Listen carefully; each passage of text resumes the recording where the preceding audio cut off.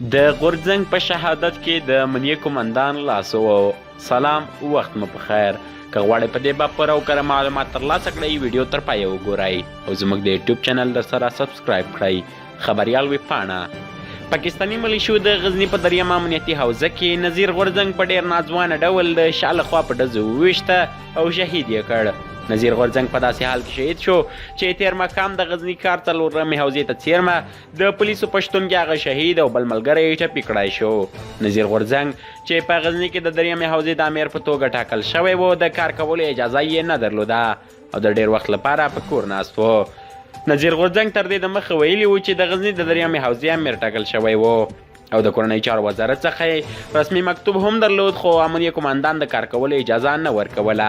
باید وویل شي چې نظیر غورځنګ څو ځله د کورنۍ چارو وزیر او ګڼو چارواکو ته ویلي چې په کوم دلیل یې دا له دندې ګوښه کړی دی د نظیر غورځنګ هغه ویډیو په ټولنیزو رسنیو کې سخت غبرګونونه راوپارول چې نظیر غورځنګ په ډېر مایوسانه ډول په غیرو کې په وزیر او امنیه قومندان غږ کوي چې ولې او په کوم دلیل یې له دندې ګوښه کړی دی غورځنګ زیاتوي د ګناه دا ده چې له هېواد او وطن څخه یې دفاع کړې په دغه لار کې پلار وروڼه او د کورنۍ غړي شهیدان شوي دي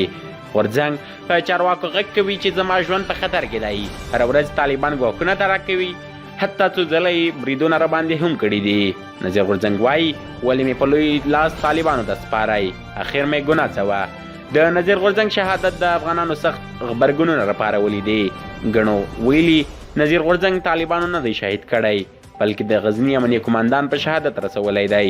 د ټولنیزو رسنیو کارکوونکي زیاتوي چې امنیه قومندان له طالبانو سره په مستقیم ډول اړیکې لري نه یوازې دا چې د ټولنیزو کارکوونکو په غزني